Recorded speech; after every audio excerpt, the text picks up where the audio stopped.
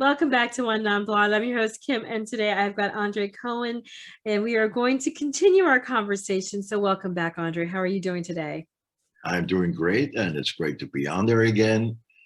And man, I tell you, it is a beautiful day. And like I said today, make it a sunshine day, even there's no sun in the sky, there's sunshine everywhere. And like they always say, if you can find the light at the end of the tunnel, just light the whole thing up. I love it. So, you and I had a little conversation beforehand, and you have been such an inspiration to me and so much. I mean, when I hear you talk, I almost hear your like narrative in my mind. And so I have my issues with technology. That's my downfall. And so I do apologize that sometimes I'm a little late on getting my podcast out every week. And I heard myself making these excuses. And then I also heard this little voice in my head saying, no, change the narrative. Start to think about what you can do and how can you do it.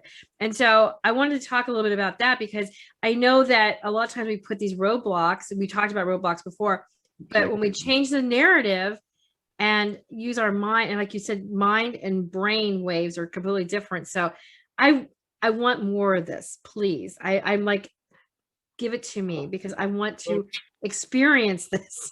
First of all, I want to go to your personal issue with technology. Yes. Uh, like I said, our brain is our hard drive, our mind is our collector, and our filter and what we put in our mind. So I get to the mind in a second. But we have, our brain has two hemispheres, left and right, the creative and the math. So people, they have a very high developed math hemisphere. They will be good with computers because it makes sense as a technology. People, they're more on a creative or more on the emotional or feeling side. They will have a problem with technology because it does not make sense. Um, Certain technology makes sense to me because it is almost working like our mind. Like people say, oh, what a crappy computer. And I say, stop right here. The computer is just a machine.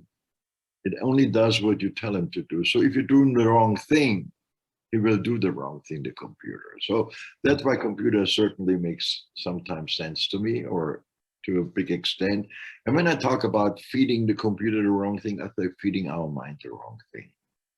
I'm very thankful for our podcast because I got approached from some people listening to it, and that they have some interesting questions.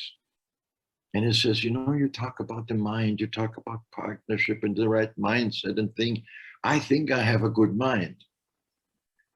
A good mind doesn't mean you're on the right track. You can have a race car and drive a country road. Okay. So we need to know our roadmap. Oh, I know my roadmap. I know my roadmap. Oh, really? Why you have a GPS? Oh, because it's more comfortable. And Andre, what can you do for me? I said, I'm your GPS. I am not David Copperfield.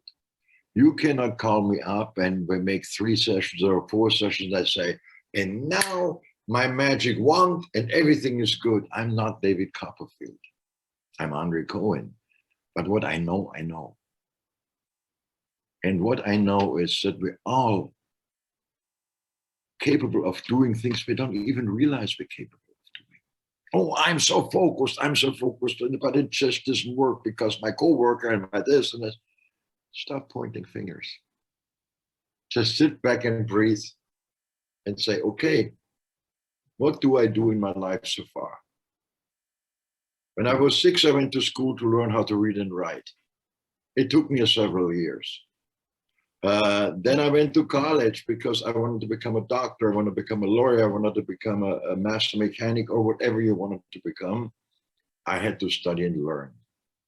And we get this big certificate, and we're proud, and we go out there, and we don't know crap. we know the basics. And that's what we all do. We know the basics and we know what we experienced so far. But we don't know the layout of the relay in there, of the hard drive, of the knots connected. Do I know it? No, not because I'm not a psychic. But I can connect the dots by the energies. And that's why I work differently than others. We see where your energies are, where your numbers are, where your shapes are, where your colors are, where what planet influences you the most. And that's where we can find the gaps, and that's where we can find the smooth road. And I had a very interesting person when I was talking about relationships and healing about, oh, I heal myself for years, but it is so deep, it is so deep, it is so deep, it's beautiful. I can understand that. But if I have a stomach ache and throw up the whole night and spend the whole night on a party, I'm going to go to the doctor next day. I might be able to fix it, but it takes me longer than he takes a look. Leave it up to the expert. Don't try to be an expert of everything. Am I an expert in that what I'm doing? Yes. But if somebody would say, listen, I got this and this mental disorder, I would say, you're in the wrong spot. If somebody would say, my car is not running, you're in the wrong spot. If somebody comes to me and says, I broke my arm, all I can offer is I drive you to the ER because I'm not a chiropractor. Okay. So we always have to see that certain things we know. I would look at the arm and I would know it's broken, but I cannot fix it. But certain things when we heal, we don't realize. We don't realize because every day has challenges. You know that you have a big family, you have a job to do. We all have things and we get distracted. And all of a sudden we think, oh, it doesn't hurt anymore. And then we have a minute to breathe and it comes up like heartburn. It hurts again. So talking about the healing from past issues, there's many things to come along we don't know. One thing is a hidden anxiety. And what I say about hidden anxiety, we have days when we calm a little bit down, all of a sudden, even there is no stress, we have this feeling of being restless. That is when it works in us. We don't know what it is. I don't know. I feel so restless today. The house is clean, the dinner is cooked. We don't have to do anything, but I feel kind of restless. I need to do something. No, you need to do something. You want to distract yourself. Because now the feelings come up and you cannot put your finger on it. So when I talk about healing, I don't mean the big stuff. I talk about shaman or whatever it is. I talk about emotional healing, which takes care of the body as well, believe it or not. It really does. And when we go in that place and say, there's something for years, it's bugging me. It's not bugging me big, but it's bugging me. We have to see when we heal, the faster you heal, the smaller the scar is in the future. The longer you take, the more healing it takes because the scar gets deep. What it is, you scratch, like you scratch it, always open again. Mm-hmm. You put a Band-Aid on it, underneath it, okay, it's healing. And then when it comes up, you scratch it again. Okay, it becomes smaller and smaller, but you scratch it again and the scar stays bigger. And why would you do to that? So you live in a country or in a state where it's 310 days sunshine a year, and you want to wear short-sleeve shirt, and you have a scar that big, you cannot wear the short-sleeve skirt anymore. And that's just a metaphor. Mm-hmm.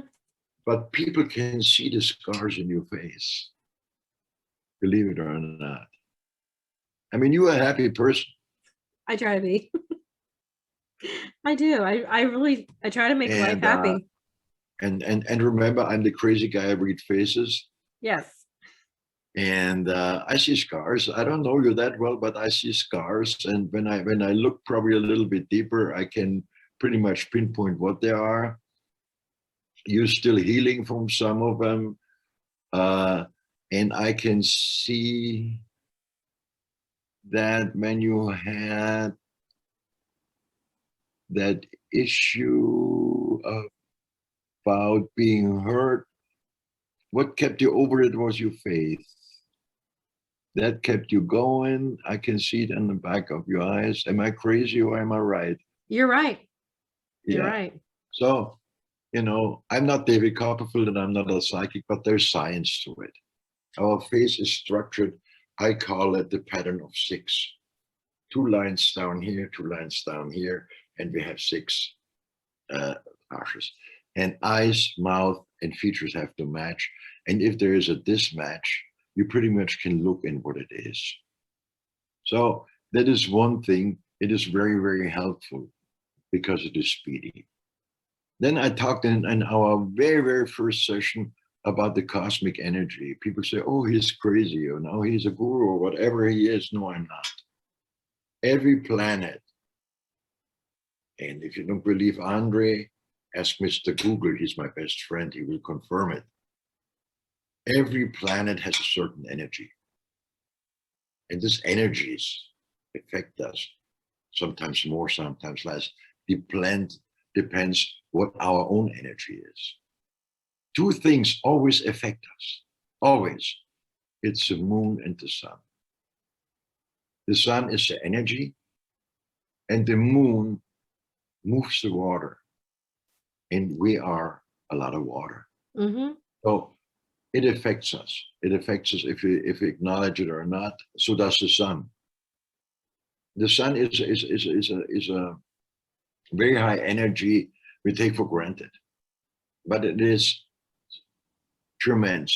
And when we think about it and when we start becoming honest with ourselves, we wake up not slept well at night. When the sun shines, we have more energy. Mm-hmm. We sleep the same 3 or 4 hours only and it's overcast. Our energy stays low. So you can see here on that example I just said what high energy the sun and the moon is, and the other planets as well. So, and why I'm telling that, because it all has to do with what we feed our mind in it. And there's some people that say, well, you have to live in a known. Oh yeah. Oh yeah. That is really a metaphor.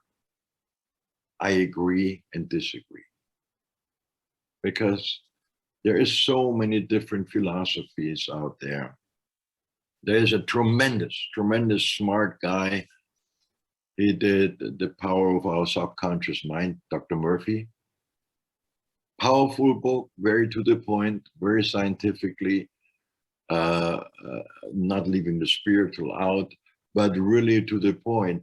And then somebody try to do a makeover with the law of attraction, The Secret. A lot of people swear on it. Well, what it is, of course, if you repeat things, you know.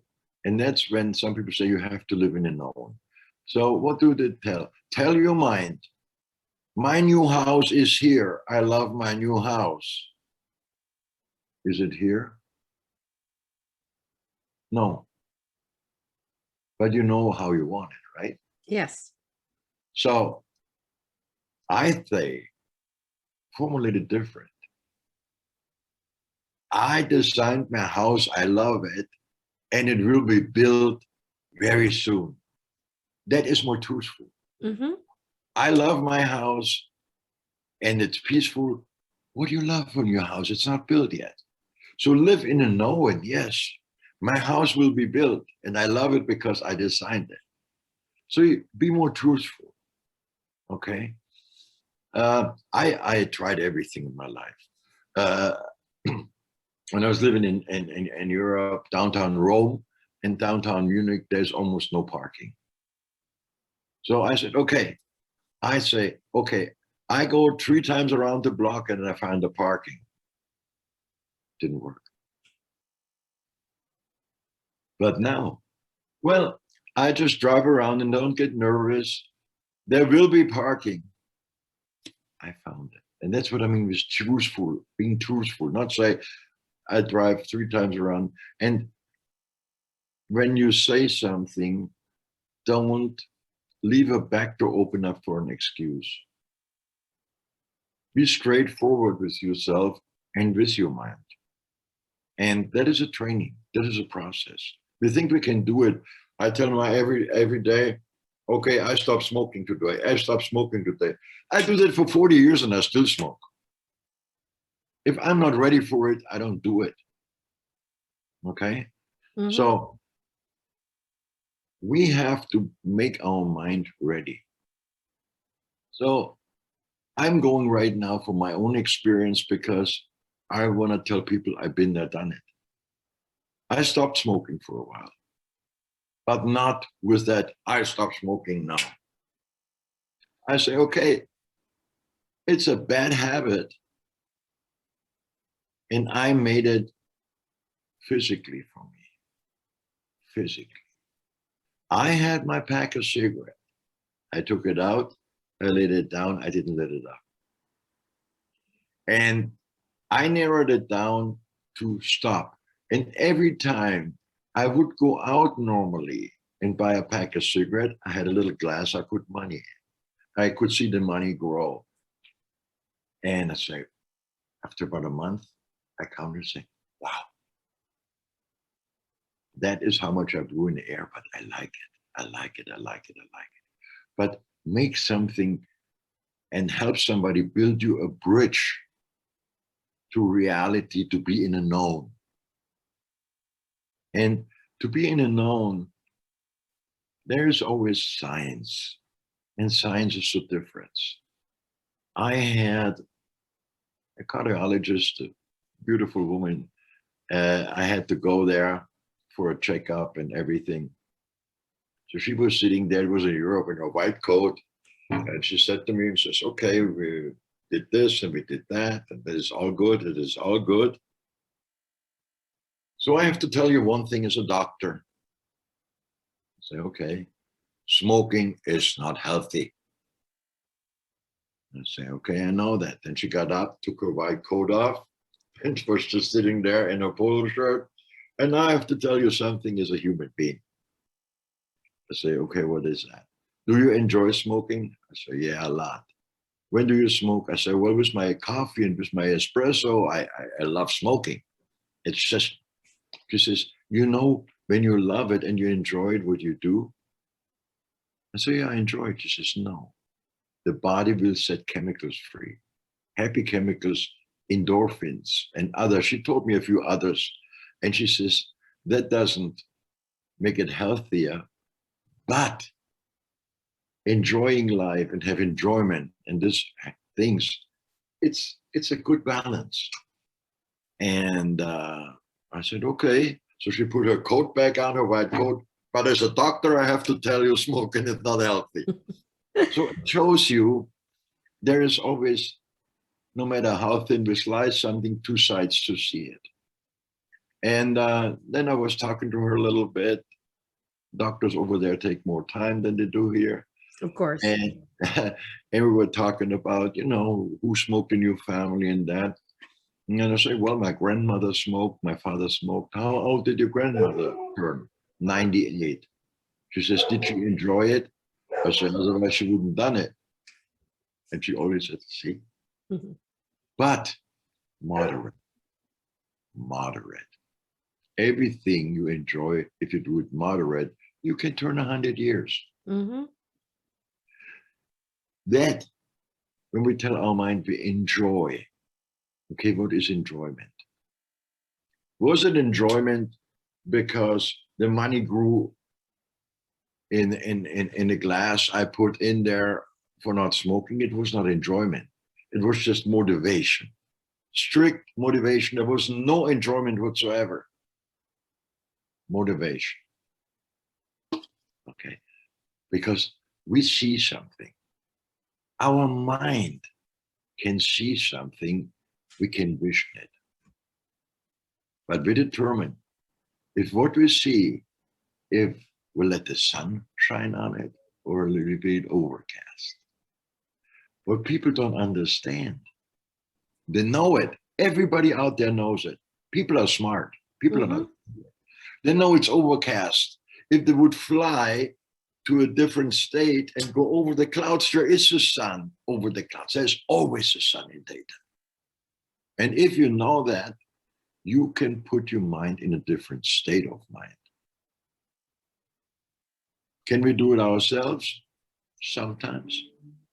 But we can train our mind. We can train our mind. And I say training realistically.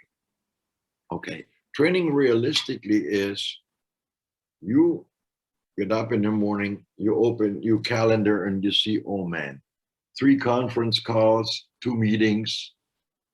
I have to finish that. You go open your computer, 26 emails.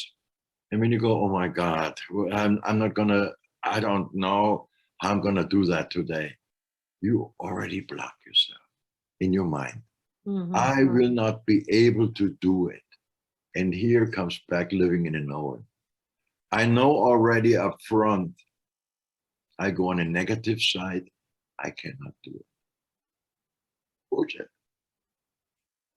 Stop thinking about it, start doing it. Don't overthink. What is important? Okay, in the morning, the emails. 7 emails. Oh, I don't have to respond right now. This is a matter of at least a week. Make a little note. You know, 7 emails. Then you go, well, when are my conference calls? Okay, one is at 10, one is at 12:30, one is at, oh, no problem. And the meeting is there. Oh, that's funny because I have to drive to the meeting and I have to drive to 4 or 5. It takes me an hour and a half. Oh, I make my conference call in the car. It's not so boring.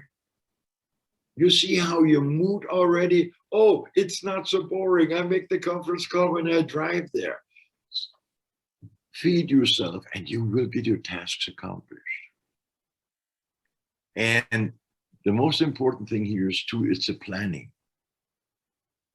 How big is my plate? My plate is so big. How much does it fit on it? Only they can fit on it, not you're not just putting stuff on it. Yeah. Don't have such a plate and put so much on it for such a plate. No, my plate is 10 hours today. So when you plan, don't overplan. Also, very important to feed our mind. Leave yourself time to breathe. Don't own every crap people throw at you.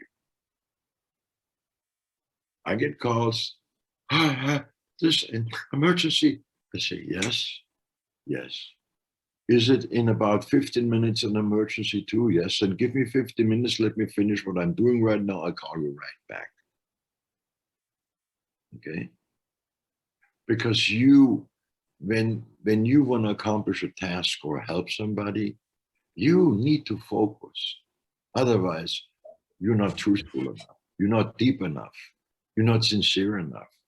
You listen only with 1 ear, but you got 2. Okay. So, and that's what I mean, training our mind. When I talk about being a simplemalist, that is a big portion of it. A big portion of it. Because we all have more or less, sometimes less common sense. And I say, okay, that's what I can do today and we're all over the place. Our mind helps us structure if we structure our mind. And our mind helps us healing if we give it room to heal, if we go to the right medicine. Not every healing is the same medicine. You know? And I don't talk about physical medicine. I talk about emotional medicine for healing. Some person needs just somebody to listen and then structure the mind for healing. So they can accomplish every step for it. I need to deal my husband deceased, my dog deceased, or whatever. Okay, I need to deal with it. How I deal with it. There's 3-4 ways of dealing with it. Healing from a hurtful relationship. It's a completely different way of dealing. And healing from your own negativity is a completely different way. And people always laugh when I say healing from your own negativity and the disability you put on your mind. You disable your mind, you make it disability. Oh, everything is so bad. Everything. That's when I say the healing is sometimes kicking the butt. There is no compassion. If you self-sabotage yourself, it's almost like somebody drowns. You have to grab him on the neck and pull him out. You cannot teach him how to swim. You need to pull him out first. Yes. Otherwise they drown. So that's why, and sometimes if people are in entitlement, self-pity, playing the victim, and there's really nothing wrong, it's just the negativity what's wrong. There is sometimes the healing is a butt kicking. You know, say, what do you think you are? You're capable of doing that. What are you doing to yourself? And that is amazing. It is really amazing how people can adjust to a new situation. Oh, changes are painful. No, no, no, no, no, no. What is painful is to get out of your known discomfort, become uncomfortable to become more comfortable. I repeat it for those who want to write it off. The known being not comfortable. You know not being comfortable. So you live in a known. You're familiar with it. You need to step out of this comfort zone to become really comfortable. You need to get rid of your discomfort. And that hurts you because you really have to work to be happy. You have to work to tear that wall down so happiness can breathe in you, because happiness is in you and it has to breathe. If you suffocate it by negativity, it cannot breathe, and everything what doesn't breathe dies. We know that. Mm-hmm. You need to water it. Okay. So by all these little things I'm talking about right now, in all these different aspects, we see how important our mindset is. And sometimes, going back to our beginning technology, we need somebody for our brain technology who helps us to find the reset button we can push in our mind. And he looks from the outside. He's not your friend. He's not your relative, your brother who knows you already. You are not already 100 times. He tells you, just get the hell out of it, get over it. Okay. Well, sometimes it's the wrong thing to tell somebody to get over it. Mm-hmm. I say it sometimes too when somebody really, I don't want to say is annoying, but doesn't move an inch away from self-sabotaging themselves up to an extent where they become depressed. Yeah. Okay, and I want to take the people out of that and away from that, or not even go there. So when I say planning the life, sometimes the plan is in front of us. We just don't have a plan that we have already a plan. Mm-hmm. And I want to explain it with a metaphor too. We know what's in front of us. So living in it today, in a known, what is there today, building up for later is you walk into a piece of property. That is your property. And you have a pile of bricks there. And you look, okay, I got bricks. I'm good. No, you're not. Who's going to build the house and how? And how many bricks do you have? Mm-hmm. So who do you need? You need an architect. You can draw the house. Everybody can draw a house. Well, some of them not, but most of them can say, okay, that's Sticks. about Yeah, the floor plan and all that good stuff. I want a steep, I want a flat roof. So we can draw all that, but make it stable work. We need an architect, and he can tell us, okay, you got the bricks. You can build on top of the foundation a 3-foot wall around it, and we can continue with wood, with drywall, or with wood, whatever. Oh, but I want the whole house of bricks. Well, we have two choices. The architect can tell you. Make the house smaller, Yeah. okay, or we get more bricks. Hmm. So you see, sometimes a view from the outside, we would stand there, I got the bricks, how am I going to do that? So next reason, we agreed to the 3-foot wall, and then we built nice wood blocks because we want cabin style and everything is beautiful. And he says, well, but in my kitchen, I want the whole wall bricks. Okay. Architect goes back to his computer. He says, okay, we make not 3 foot, we make it 2.5 foot. Okay. It's only that much less. Hmm. But around the house, we save a lot of bricks. We split the bricks in half and we do from the inside your kitchen wall. How about that? Oh, that's great. You see where I'm getting? Sometimes we stand in front of a solution, but don't know the solution because we are not the architect. With other words, if we always try to do things, it doesn't come out the way we plan it. We need an architect, we need construction worker, we need bricklayers. No matter how handy you are, you cannot be a plumber, a carpenter, a bricklayer, electrician in one person. Something will suffer. Something will blow up one of these days when it's not done right. So what I'm saying with this bricks and on your property is we have today we have the bricks. Tomorrow we want to start building, but we want to start building our dream. And I want to get in another metaphor. People come, it was on about relationships that we had.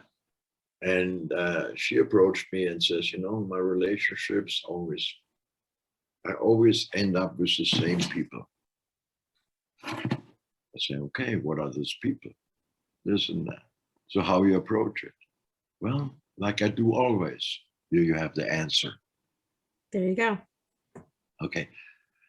And I'm sometimes a little bit mean and say, well, looks like you haven't learned the lesson yet. Hmm. 2 or 3 times in a row, that is a choice now, not a lesson anymore. You make a choice. Unless you approach you now differently and change your personal billboard. So I'm just putting something together because I don't want anybody associating with what I say right now. But if you, Kim, would get your arms tattooed all the way, sleeve tattoo, wear a Harley Davidson t-shirt and a black leather jeans, what people would you attract? I would attract people who find that attractive, I guess. I think people who, you kind of associate that with people who are like more on the liking motorcycles, liking to The be rougher side, okay? Yeah, But you are a sensitive person. You want somebody, like you told me your husband is, who hugs you, who cuddles you. The billboard is full. Mm-hmm. And but it's just a visual billboard. Mm-hmm. Well, if you have on top of it, well, holy hell, what we're gonna eat tonight? We're gonna have a beer tonight. So your verbal billboard matches your physical billboard. You still don't attract what your soul needs. Okay, that was just to explain. And when I was talking about relationships, about the second look, you want that somebody is sincere enough to establish the second look. So if we want somebody to establish a second look with us to see who we really are, why don't we take the second look at us who we really are? Oh, I know myself. Really? Really? I made a bet with a friend who does the same I do in New York. We only a few, I told you, to make it. We're right the way we do it. And I did a bet with him. I said, I'm going to record for you. People, they come, oh, I know myself. I just need a little bit of talking. 90%, 90% of the people that told me they knew themselves in the first session, before the last 15 minutes started, on the end of the session, were crying. Why do they were crying? Because they don't know themselves. No, I have to say that for me, I feel like I got my act together for the most part, but for the most part, but since I've met you and I've talked to you, you've really opened my eyes. I mean, and I really think, like I have my prayers, because my faith, like you said, my faith is very important, but I'm also now starting to realize, who I am. And it's important because, it's kind of like, it's that, the pyramid. So, we're all in different places, and very few people actually get to the top of that pyramid where they know self-actualization. And I always thought I was close to the top of the pyramid until I started to talk to you. And that's not a bad thing, because what it does is now it's making me move closer to where I want to be, because I've always felt like that was something I wanted to achieve, because I felt like I'm a confident woman. I've done a lot of things in my life. But like I said, I think it's so important for us to have somebody else kind of help us and to listen and to show us. They knew from the outside. Somebody Yeah. who is not emotionally involved. Yeah. It doesn't mean I don't understand emotion. It doesn't mean I don't put your shoes on. And I talk about spirituality too before we end today. Mm-hmm. I love God, but I'm not a prayer warrior. Yeah, which is understandable. For me, God is everywhere. Okay, even in the bathroom. If I feel like praying there, I would do it. I do too. Trust me. Sorry if I smell. But going back to that, people say, "Oh, I pray, I pray." I said, "Well, you pray." Well, I have learned I have to tell God what I want. I say, okay. So how much did come true so far? Well, maybe he has forgotten. I say, no. So I developed the beginning of a prayer with people. I think it is appropriate for them, not only for God, because he knows what we mean in our heart. You can pray, God, I'm such a good person, but he knows you just murdered somebody half an hour ago. Yeah. Okay? So I established a prayer which feels good for us. And, for those people who like to pray, I want to put it out there. I always start, Heavenly Father, because that's what he is. I humbly come before you and I ask you to show me what I cannot see inside myself. You start that. You become aware to look into yourself. And humbly. No, you know what? I played for 6 years lottery. It's time for the jackpot, God. What's the matter with you? Yeah. No. That's not how it works. Okay. It's like robbing the bank. You get caught and have nothing. No. And the second thing is to show me what I cannot see inside myself. But I would like to thank you that I had another day. That's what it's about. Prayer is about thanking and seeking. And it's funny because, and we could talk about this another subject, because it's a whole other subject. But I think that a lot of times people lose faith, lose connection with not only just God, but humanity, when they think that I deserve this, or this is what I asked for, and this therefore it didn't happen.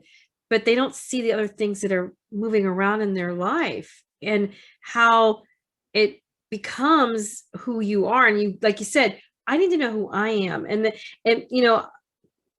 I always joke, it's like, I will never be that 6 foot tall blonde model, because that's not what I was Why created to not? be. Why not? Let's see. Let's maybe we can make it happen. I have about a foot to go. I can color the hair, but the foot. Well, there's plateau shoes and all kinds of stuff. Yeah, but I'm only 5 foot tall, so I don't know how much. But the point is that, but I know that I was creative, and like I said, that's what you want. You want to know, who am I created for? Why was I created, and how can I take what I was created for and to know more about myself, and to know how I can help others, and how I can live a successful life. Meaning, and success is not money or looks. It's about how I'm living the best life I'm supposed to live. And that's what really you're supposed to be looking for.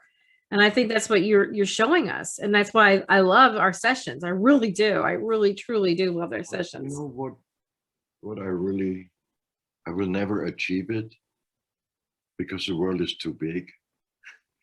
But I would love to see everybody smiling and happy. Oh, I agree. It's awesome. And not because I'm some kind of a crazy person, because I know what, when you smile, it does to yourself, how good it feels. And sometimes we have to allow ourselves to smile at ourselves because we're silly. We're silly. We humans are silly creatures. We're really silly creatures. I include myself too. And if you talk from the view from the outside, you say, well, Andre and this and that. I have a view from the outside too. I have two views from the outside, believe it or not. I told you about my friend in New York. Mm-hmm. We know each other for 39 years. We'll bounce back in us. So we are on right track.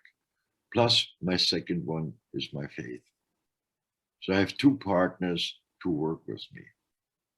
And faith is not only believing, knowing that you can ask yourself, and yourself give yourself the answer you think. You don't. The answer is given to you, you give yourself. So speaking of all of that today, it was a little bit spiritual hour, because our mind is energy. But I hope that people will find peace by finding peace and say, hey, why not? I want my life to be better. And the first step is always the hardest, like with little kids, and all of a sudden they run. Yeah. And age, people, oh, I'm too old, I'm too young. Stupid. All here.